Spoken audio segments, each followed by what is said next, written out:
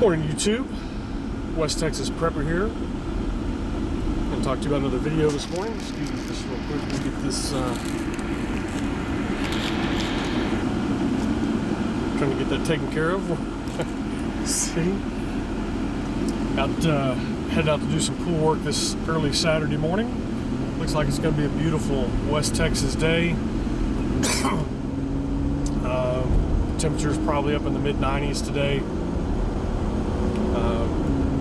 Running a little bit behind because of yesterday, but we'll get caught up today. We've got beautiful weather, not a problem. The reason I'm making this video is this morning, probably about 2 o'clock, our entire city lost power.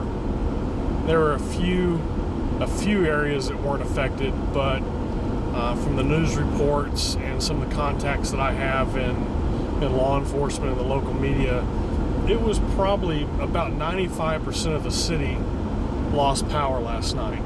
Now, how did I know 2 o'clock in the morning? Well, you know, just one of those things when, I don't know if it's ESP or what's going on, but you get a sense when something isn't right. And, you know, I keep the radio on overnight, listening to a radio program. You know, some of y'all are probably familiar with it.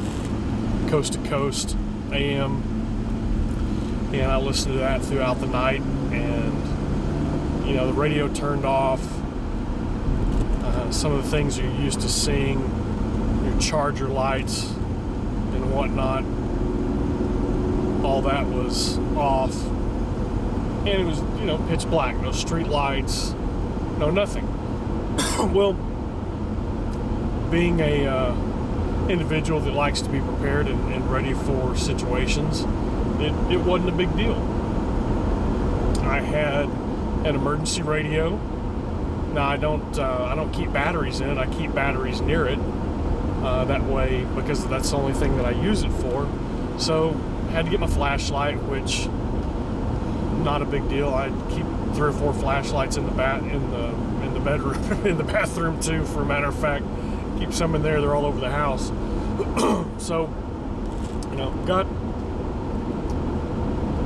the flashlight, got the batteries in the radio. Well, the effect that the power outage had was that the real good AM radio stations and even some of the FM radio stations, I apologize, this isn't doing real well on the dashboard this morning. We'll get it fixed up. Talk to the hand, people. They were all knocked off the air as well, so we weren't getting any reports of what was going on. Now, as soon as it happened, I got up.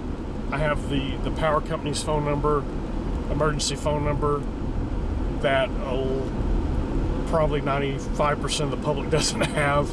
There's some of my contacts. It was busy because of what was going on. The police desk, you know, just the regular non-emergency number, because I didn't look at the power being out as it's a non-emergency for me. especially at 2 o'clock in the morning. I mean, you know, I wasn't going to be up watching movies. I was supposed to be asleep, so that wasn't a big deal. But then I called 911, and wow, you know, we only have nine lines going into our 911 call facility here in town. And it was busy, and so I called back a second time and got through, and I said, look, I apologize for calling, I know this is a non-emergency. And the guy just sort of laughed, and he said, talking about the power outage, right? And I said, that's correct. And he said, well, there was a major transformer blow as far as they knew at the time, because this was probably within 5 minutes of it happening. And he said, we've got people on it, and you know, we'll get it taken care of. Thanks for calling. And he was real nice. And I knew, I told him this, well, I feel sorry for you guys. Y'all are going to be busy this morning answering phone calls. And, you know, that was the case. But social media sites were still up because they weren't affected locally by the power. But, you know, you couldn't use your computer, iPads, anything like that to get online. But I did have my phone. My cell phone, and the cell phone was working. So I got online and and posted the information, the correct information that I had, and some of the people that were on there saying, well, we're headed to the store to go get water, and thinking, well, why would you do that? First of all, there's no lights on anywhere. What would make you think that the stores are going to be open? And second of all, just these thoughts that start running through my head. Well, why don't you have water? Why don't you have flashlights? Why aren't you ready for a situation like this? And then why would you panic? And I'm not saying that they were panicking, but you could, because you can't hear somebody's state of mind through electronic media. You just can't. even YouTube, to an extent, with some of the videos that are out there, you can get an understanding of some people's attitudes, their thoughts, what kind of mood they're in, but you really don't get it firsthand unless you're there talking to them. So, I sent out some posts. Hey, you should have really already had 72 hours of water set back. And I had one person come on. Well, what am I going to do about all my food in my freezers and things like that? And so a lot of these people just haven't been ready for these types of situations, and that's what scared me about everything that was going on. It wasn't the fact that the power is out. I can deal with the power being out. It's everybody else, the large percentage of the population that is not ready for even a minor type situation. And this is at 2 o'clock in the morning, 2:30 in the morning. We didn't get our power back till close to 4 o'clock. Now my family's asleep. My wife said, hey, what's going on? I said, well, there's a transformer blown. Everything's fine. Go back to bed. And she was out. And I said, well, I'll stay up and just watch everything. And I went to bed. It was probably close to 6 o'clock this morning. And, it's 9 o'clock now. I've already been up for a couple hours doing some stuff around the house. So, this is going to be a fun day for me, going on 1-2 hours of sleep basically. But that was what was scaring me, is the fact that these people weren't even basically ready for little things, that they didn't have the items on hand really to last them 24 hours, even in a non-emergency. If they don't have bottled water at home, and that's what a lot of them were going out and doing, because we got put on a boil water notice this morning. Probably once everything started, the power started coming back on, we got power. I went online and looked at some of the websites that Facebook and some of the social media outlets that we have, because a lot of these organizations do in fact understand the usefulness of social media. And so they post stuff on Facebook, especially the radio stations and news stations. A lot of times you'll get stuff faster there than you will any other way. Like I said, the radio stations were down, and so you couldn't get any information. The one radio station that I could pick up here in town, they don't have an overnight DJ anymore. And a lot of stations don't. They're completely automated. And so they were just playing music all night long. And so you're listening to them. Well, at least they're on. You go and look at because of the way things are within the media nowadays, a lot of these stations, that they'll have sister stations, they're all owned by the same company, and they'll have different formats, etc. And their sister stations were on, but they're, again, no overnight DJs. Well, the good AM stations that we have here in town that are that the guys that broadcast, that I'm not friends with, but I know them. I've met some of them, and a lot of them are of like mind when it comes to being prepared. I wouldn't say they're survivalists, but the preparedness is just a good term for them. I visited with some of them over the social media networks, and we were having some private conversations that they were really concerned about the run on water. And as I was listening to the news this morning, as more and more people were reporting, that was one of the big things that was happening. And then you see other friends start posting on these websites, hey, we went to the store today, and water's getting short, and so that just creates a panic situation. And so hopefully a lot of people will learn from this that they will have some stores on hand next time something like this happens.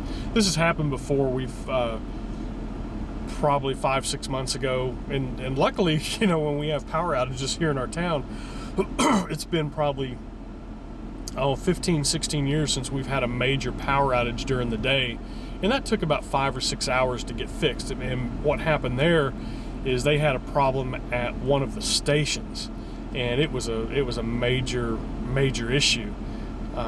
The story that they released on how it happened was sort of scary in its own mind as to why it happened, because they said what was happening. There were some guys that were washing down some of the cooling state. I don't remember all the details, but you're thinking, well, all that stuff's outside anyway. Well, what happens next time it rains? Are we going to lose our power? So the story was sort of fishy, but power's out for 5 or 6 hours. Last time we lost power recently, I'll just say within the past 12 months, because I really can't remember, was overnight as well. It was probably 3 or 4 o'clock in the morning when the power went out, and it came back on. There again, there was a transformer in our part of town. We just lost power in our part of town. What happened? A drunk driver hit a pole probably within a couple of miles of our house, and it had a major transformer on it and caused a mini chain reaction back to the substation near our house, and caused the power to trip out until they could get that one transformer back up and going. Wasn't a big deal. Like I said, it was overnight, and really your power usage and power needs overnight are not a big deal. Mainly needing a light to go to the bathroom if you have to. So all that being said, really found it interesting that a lot of these people, and they're friends of mine that I've known for a lot of years, very well educated people, just weren't ready for even a minor situation in the overnight morning hours. Another thing that was a little bit concerning was the amount of people that wanted to get out and go see what was going on. Now here you are, let's just call it 3 o'clock in the morning, and to quote my father-in-law from years ago, he said, really nothing much good happens after 12 o'clock anyway. And so here you are, 3 o'clock in the morning, where there are reports of people around town setting off fireworks, popping fireworks. So you know that there are some people that are not thinking well to begin with that are up. They could be under the influence of drugs. They could be under the influence of alcohol. 3 o'clock in the morning, they think, hey, it's a good idea to go out and start setting off fireworks. So already there's some elements in society that are out causing problems. And so now these people want to go out and, hey, let's go out and see what's going on. We'll drive around and see how bad things are. And that's sort of scary in its own right. I was having some conversation with some other friends of mine through social media on the cell phone that we had access to. And they are of like mind, and they were, well, we're staying inside. The doors are locked. We have emergency lighting if we need it, and got our guns out. And of course, these are private conversations, so they're not going out for everybody to see. And I'm thinking, well, at least there are some people out there that have the right mind. Did I have my gun out? No, I didn't have it out. I didn't want to scare the kids in case they did, if they got up and saw me with it. But I had access to it. I was ready. It's near my bed, and I can get to it. Excuse me, I can get to it fairly quickly if I need to. Oh, excuse me, allergies are bothering me this morning. So, in a sense, the best thing for us to do is just stay home, wait for the power to come back on, get all the bad thing about when your power goes out, and from a funny standpoint, I hate resetting all the clocks. I have a watch that takes a battery, but don't have to worry about it. But you have 2 alarm clocks, then radio that I keep by the bed, and then you've got your VCR, which took me forever to begin with to get it to quit blinking 12. But then just all the clocks and stuff that you have in the house. That's the worst thing about having the power go out, is having to go back and reset everything and get everything back in sync, so you're not having many time zones within your house. But it just gave me a heads up into what could possibly happen later on down the road if there is a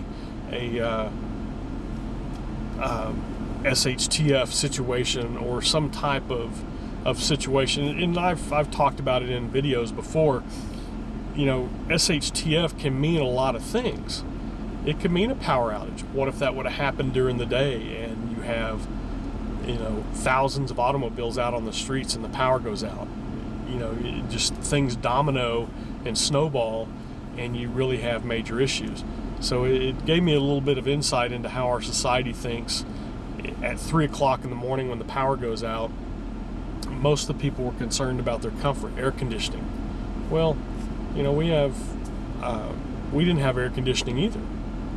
But, you know, you can open windows. It's summertime. At night, temperature drops down to the high 60s, low 70s, and so it's pleasant. Get a little bit of a breeze going. You can open up the windows in your house, and you can stay cool. But it was just the comfort, not having water on hand, being concerned about what they were going to do, not having light. Well, you know, a couple of people said, well, we just have one flashlight. I'm thinking, well, that's not going to do you any good. I don't know how many flashlights I have. I'd probably say at least 25 flashlights in my house. And that doesn't include the vehicles and other places where I have stuff. So just a little insight. It's a good idea to be prepared. I know this video's run a little long. I sort of rambled on this morning. It's been a while since I've done some videos. But it just gave me some insight as I watch things, as I watch society unfold.